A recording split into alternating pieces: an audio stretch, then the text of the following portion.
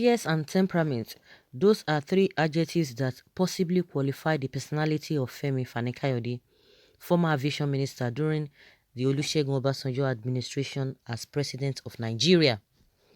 If there's one voice that has continued to hit the President Muhammadu Buhari administration hard on all fronts, Fani-Kayode's voice probably sounds loudest of them all. He's known to always air his opinion on every topical and contentious issue and always not afraid of bashing the Buhari administration. But what makes the man tick? What gives him such boldness and fearlessness to speak and attack the Buhari presidency so? Why has the Economic and Financial Crimes Commission EFCC not set up one prosecution or another after him?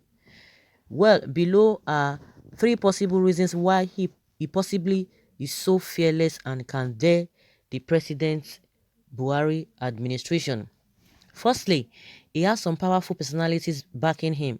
These powerful forces in and out of the country are individuals even Buhari will not want to step on their toes.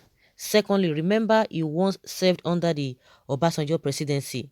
Former President Olusegun Obasanjo is one strong mentor and father he has no matter how much Buhari disagrees with him, cannot dare attack him or anyone as close to him as Femi Fani-Kayode. In fact, this is probably the strong reason Fani-Kayode is unshaken when he tweets and attacks Buhari. Thirdly, Fani-Kayode comes from a powerful family that even Buhari respects.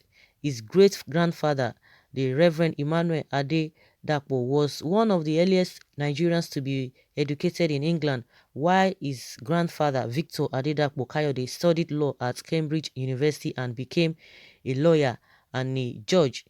His father, Victor Baba Remilekun Adetokunbo Fani-Kayode, who was also at Cambridge, was a prominent lawyer and political figure in Nigeria in the 1950s and 1960s. You can see the forces piled around Fani-Kayode and why he stands tall and is right now one of the most vocal critics of the Buhari administration. So guys, according to this writer, these are the reason why Fani-Kayode, has not been touched by the so-called Buhari administration. Looking at the antecedents of this administration, if you talk, any little thing, they will come after you in one way or the other. They must want to put, their own language is corruption. So anybody that talks, they want to look for one loophole or the other to hang on you, so that it will be as if, oh, you have done something. Of course, even if you have done anything, they will just want to use that as an opportunity so that they will keep you mum, so that you will not be able to talk. We have seen a lot of things, we don't even need a soothsayer or to be politically correct to know what has been happening. But according to this writer, do you really think these reasons are the reasons why Buhari has not been able to go after him? Of course, he has a case with the EFCC, this issue of Dasuki money or no Dasuki money, and with that, he still be speaking, because we know a lot of them like that. When they really accuse them of one or two things, they will not speak again. Unlike himself and Shehu Sani, because I've been asking these questions that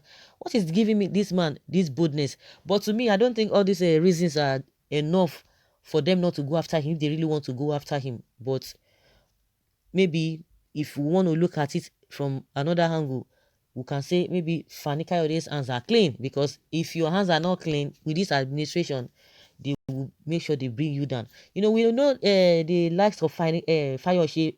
If someone had told me that Fayose at this stage and time will not be saying anything, I wouldn't have believed it. So it's really evident that Fayose has been talking based of the immunity he had then. But as soon as he came out, you don't hear Fayose, unlike Fayose that used to talk on every issue just like Fani-Kayode.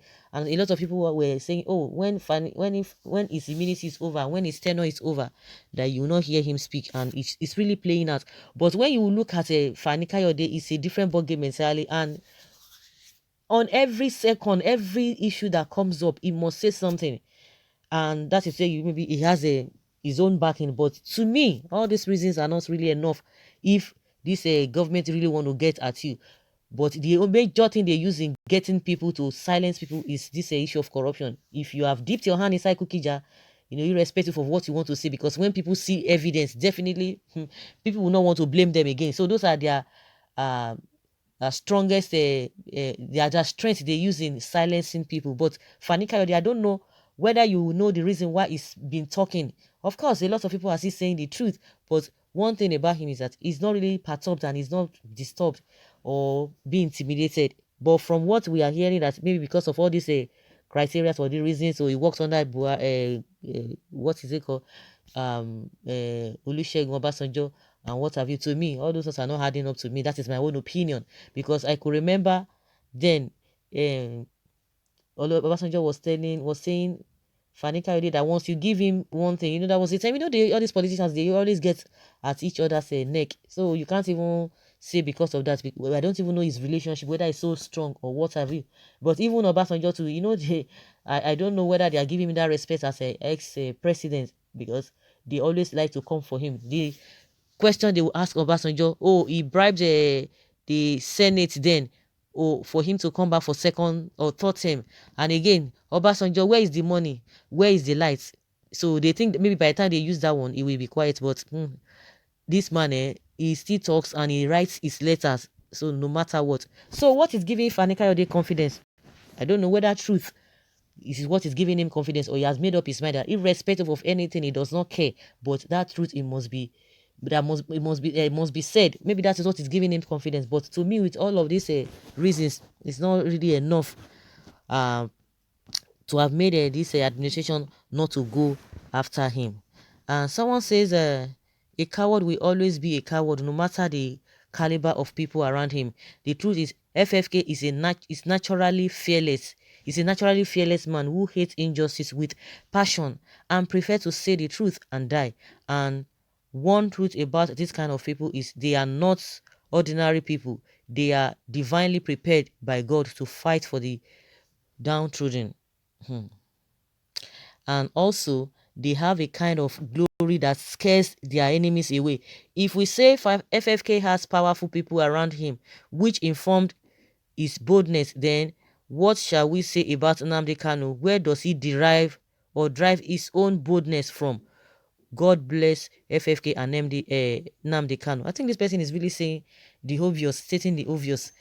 Someone said, great, that is history for you. Can Buhari antecedent be presentable as this? Those who are insulting FFK are still grouping in palpable darkness of ignorance.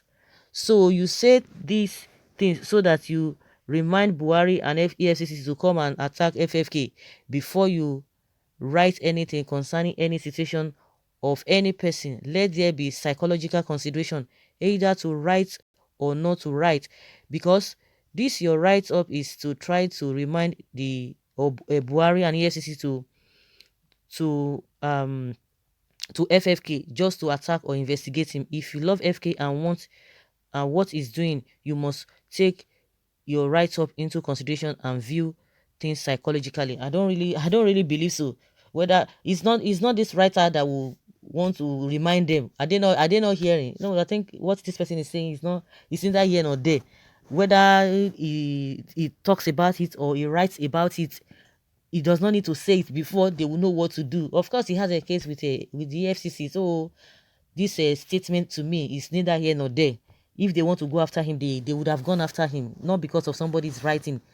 So another person says that may God uphold FFK and give him the sword to conquer all these pharaohs in Jesus' name.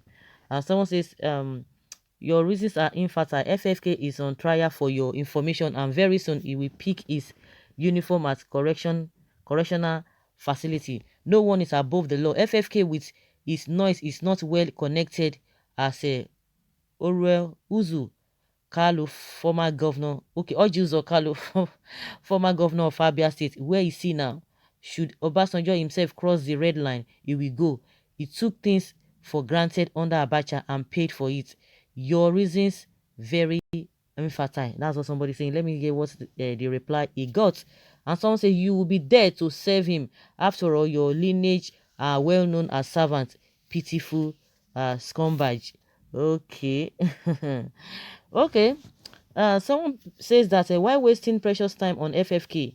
A man that was described as only interested in what he could take into his stomach by Obasanjo. I don't see anything spectacular about him. He's only riding on the popularity of his father. It's as simple as that. Popularity of his father, and so, oh God. Of course, that is the person's opinion, and you guys are hearing all of these things, and would like to hear from you what you think about these people that have been commenting. Whether they are even saying the right thing or they are not on course.